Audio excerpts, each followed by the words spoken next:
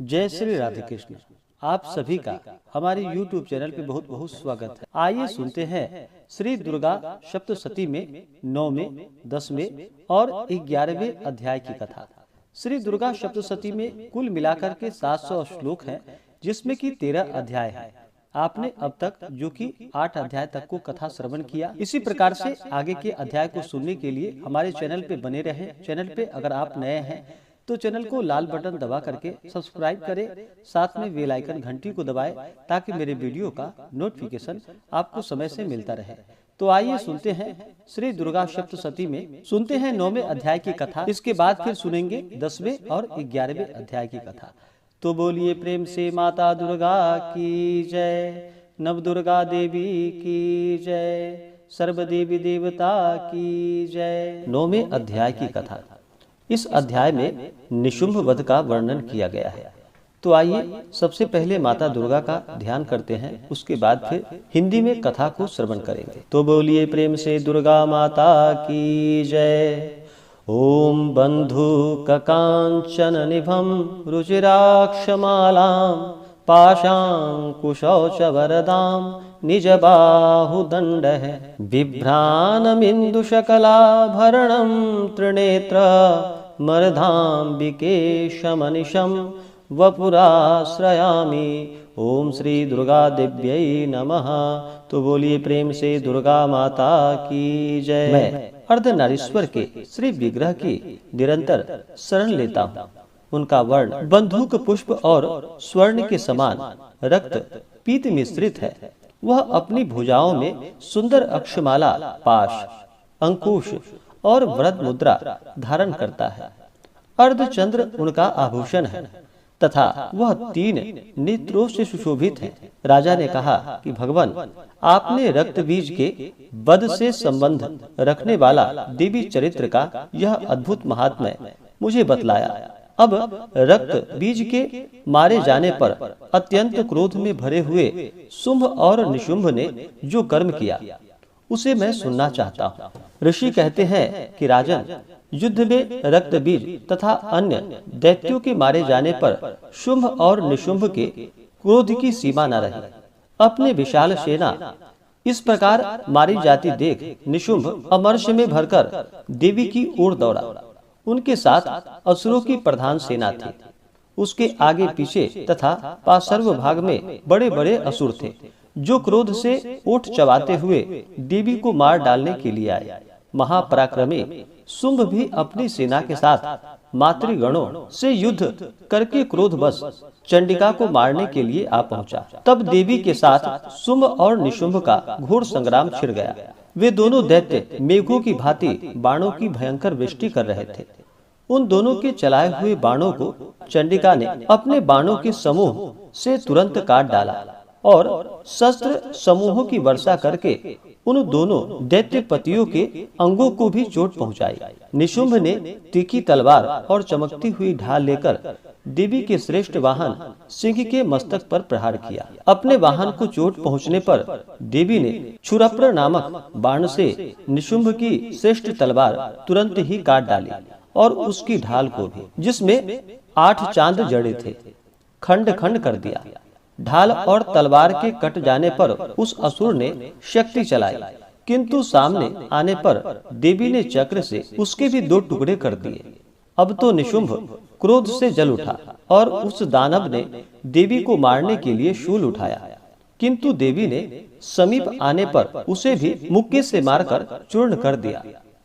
तब उसने गदा घुमाकर चंडिका के ऊपर चलाई, परंतु वह भी देवी के त्रिशूल से कटकर भस्म हो गई। तदंतर दैत्यराज निशुंभ को फरसा हाथ में लेकर आते देख देवी ने बाण समूहों से घायल कर धरती पर सुला दिया। उस भयंकर पराक्रमी भाई निशुंभ के धराशायी हो जाने पर शुंभ को बड़ा क्रोध हुआ और अंबिका का वध करने के लिए वह आगे बढ़ा। रथ पर बैठे बैठे ही उत्तम आयुधों से सुशोभित अपनी बड़ी बड़ी 8 अनुपम भुजाओं से समूचे आकाश को ढककर वह अद्भुत शोभा पाने लगा। उसे आते देख देवी ने शंख बजाया और धनुष की प्रत्यंचा का भी अत्यंत दुस्सह शब्द किया। साथ ही अपने घंटे के शब्दों से जो समस्त दैत्य सैनिकों का तेज नष्ट करने वाला था, संपूर्ण दिशाओं को व्याप्त कर दिया। तदंतर सिंह ने भी अपनी दहाड़ से, जिसे सुनकर बड़े बड़े गजराजों का महान मद दूर हो जाता था, आकाश, पृथ्वी और 10 दिशाओं को गुंजा दिया। फिर काली ने आकाश में उछलकर अपने दोनों हाथों से पृथ्वी पर आघात किया। उससे ऐसा भयंकर शब्द हुआ जिससे पहले के सभी शब्द शांत हो गए। तत्पश्चात शिवदूती ने दैत्यों के लिए अमंगलजनक अट्टहास किया। इन शब्दों को सुनकर समस्त असुर थर्रा उठे, किंतु शुंभ को बड़ा क्रोध हुआ। उस समय देवी जब शुंभ को लक्ष्य करके कहा, ओ दुरात्मा, खड़ा रह, खड़ा रह, तभी आकाश में खड़े हुए देवता बोल उठे, जय हो, जय हो। शुंभ ने वहां आकर ज्वालाओं से युक्त अत्यंत भयानक शक्ति चलाई। अग्निमय पर्वत के समान आती हुई उस शक्ति को देवी ने बड़े भारी लूके से दूर हटा दिया। उस समय शुंभ के सिंहनाद से तीनों लोग गूंज उठे। राजन, उसकी प्रतिध्वनि से वज्रपात के समान भयानक शब्द हुआ, जिसने अत्यंत सब शब्दों को जीत लिया। शुंभ के चलाए हुए बाणों के देवी ने और देवी के चलाए हुए बाणों के शुंभ ने अपने भयंकर बाणों द्वारा सैकड़ों और हजारों टुकड़े कर दिए।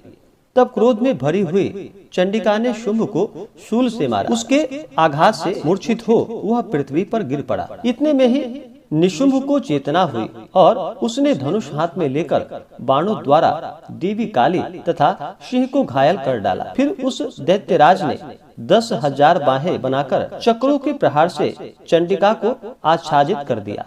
तब दुर्गम पीड़ा का नाश करने वाली भगवती दुर्गा ने कुपित होकर अपने बाणों से उन चक्रों को तथा बाणों को काट गिराया। यह देख निशुंभ दैत्य सेना के साथ चंडिका का वध करने के लिए हाथ में गदा ले बड़े वेग से दौड़ा। उसके आते ही चंडी ने तीखी धार वाली तलवार से उसकी गदा को शीघ्र ही काट डाला। तब उसने शूल हाथ में ले लिया। देवताओं को पीड़ा देने वाले निशुंभ को शूल हाथ में लिए आते देख चंडिका ने वेग से चलाए हुए अपने शूल से उसकी छाती छेद डाली।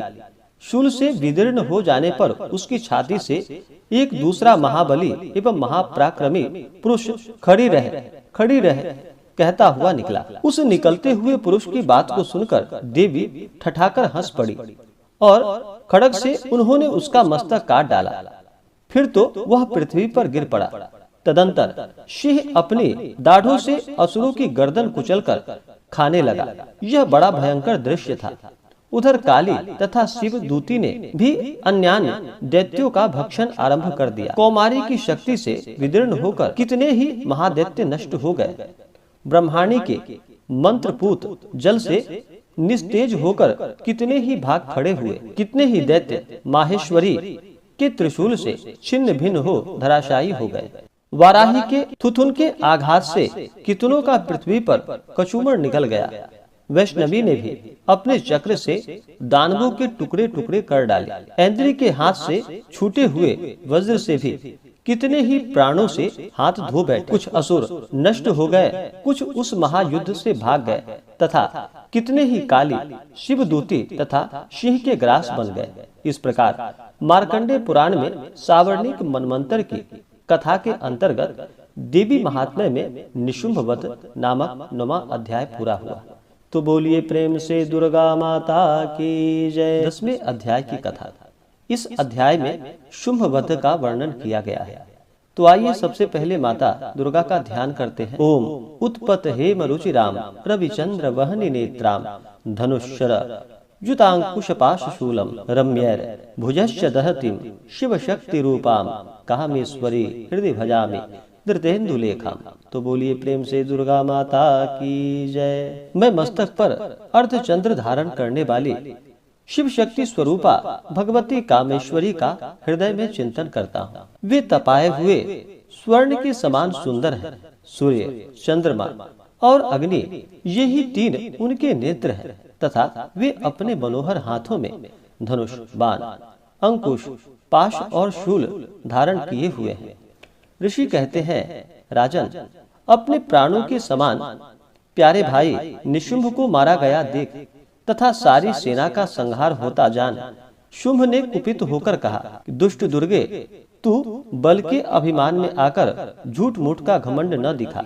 तू बड़ी मानिनी बनी हुई है, किंतु दूसरी स्त्रियों के बल का सहारा लेकर लड़ती है। देवी बोली, ओ दुष्ट, मैं अकेली ही हूँ, इस संसार में मेरे सिवा दूसरी कौन है? देख, ये मेरी ही विभूतियां हैं, अतः मुझ में ही प्रवेश कर रही है। तदंतर ब्रह्माणी आदि समस्त देवियां अंबिका देवी के शरीर में लीन हो गई।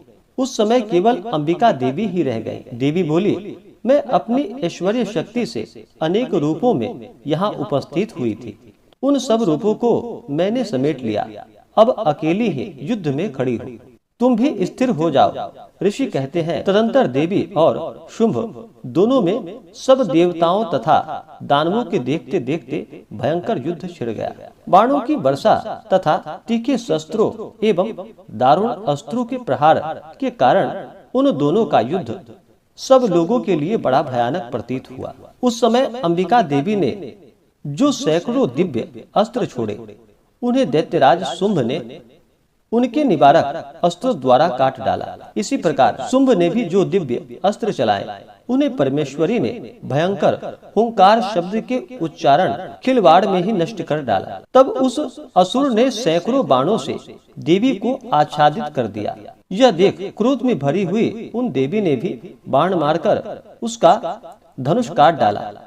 धनुष कट जाने पर फिर दैत्यराज ने शक्ति हाथ में ली, किंतु देवी ने चक्र से उसके हाथों की शक्ति को भी काट गिराया। तत्पश्चात दैत्यों के स्वामी शुंभ ने 100 चांद वाली चमकती हुई ढाल और तलवार हाथ में ले उस समय देवी पर धावा किया। उसके आते ही चंडिका ने अपने धनुष से छोड़े हुए तीखे बाणों द्वारा उसकी सूर्य किरणों के समान उज्जवल ढाल और तलवार को तुरंत काट दिया। फिर उस दैत्य के घोड़े और सारथी मारे गए। धनुष तो पहले ही कट चुका था। अब उसने अंबिका को मारने के लिए उद्यत हो भयंकर मुदगर हाथ में लिया। उसे आते देख देवी ने अपने तीक्ष्ण बाणों से उसका मुदगर भी काट डाला। इस पर भी वह असुर मुक्का तानकर बड़े वेग से देवी की ओर झपटा। उस दैत्यराज ने देवी की छाती में मुक्का मारा। तब उन देवी ने भी उसकी छाती में एक चाटा जड़ दिया। देवी का थप्पड़ खाकर दैत्यराज शुंभ पृथ्वी पर गिर पड़ा, किंतु पुनः सहसा पूर्ववत उठकर खड़ा हो गया। फिर वह उछला और देवी को ऊपर ले जाकर आकाश में खड़ा हो गया। तब चंडिका आकाश में भी बिना किसी आधार के ही शुंभ के साथ युद्ध करने लगी। उस समय दैत्य और चंडिका का आकाश में एक दूसरे से लड़ने लगे। उनका वह युद्ध पहले सिद्ध और मुनियों को विस्मय में डालने वाला हुआ। फिर अंबिका ने शुंभ के साथ बहुत देर तक युद्ध करने के पश्चात उसे उठाकर घुमाया और पृथ्वी पर पटक दिया। पटके जाने पर पृथ्वी पर आने के बाद वह दुष्टात्मा दैत्य पुनः चंडिका का वध करने के लिए उनकी ओर बड़े वेग से दौड़ा। तब समस्त दैत्यों के राजा शुंभ को अपनी ओर आते देख देवी ने त्रिशूल से उसकी छाती छेद कर उसे पृथ्वी पर गिरा दिया। देवी के शूल की धार से घायल होने पर उसके प्राण पखेरु उड़ गए और वह समुद्रों, द्वीपों तथा पर्वतों सहित समूची पृथ्वी को कपाता हुआ भूमि पर गिर पड़ा। तदंतर उस दुरात्मा के मारे जाने पर संपूर्ण जगत प्रसन्न एवं पूर्ण स्वस्थ हो गया तथा आकाश स्वच्छ दिखाई देने लगा। पहले जो उत्पात सूचक मेघ और उल्कापात होते थे वे सब शांत हो गए तथा उस दैत्य के मारे जाने पर नदियां भी ठीक मार्ग से बहने लगी। उस समय शुंभ की मृत्यु के बाद संपूर्ण देवताओं का हृदय हर्ष से भर गया और गंधर्वगण मधुर गीत गाने लगे। दूसरे गंधर्व बाजे बजाने लगे और अप्सराएं नाचने लगी। पवित्र वायु बहने लगी। सूर्य की प्रभा उत्तम हो गई। अग्निशाला की बुझी हुई आग अपने आप प्रज्वलित हो उठी तथा संपूर्ण दिशाओं के भयंकर शब्द शांत हो गए। इस प्रकार श्री मार्कंडेय पुराण में सावर्णिक मनमंत्र की कथा के अंतर्गत देवी महात्म्य में शुंभवध नामक 10वां अध्याय पूरा हुआ। तो बोलिए प्रेम से दुर्गा माता की जय। तो आशा करता हूँ यह जानकारी आपको अच्छा लगा हो। ऐसे ही ज्ञानवर्धक जानकारियाँ प्राप्त करते रहने के लिए, व्रत पूजा के बारे में जानने के लिए, कथा को सुनने के लिए चैनल पे अगर आप पहली बार आए हैं तो चैनल को लाल बटन दबा करके सब्सक्राइब करें, साथ में बेल आइकन घंटी को दबाएं ताकि आने वाली वीडियो का नोटिफिकेशन आपको समय से मिलता रहे। वीडियो को लाइक करें, शेयर करें। सुखी रहें और स्वस्थ रहें। जय श्री राधे कृष्ण। धन्यवाद।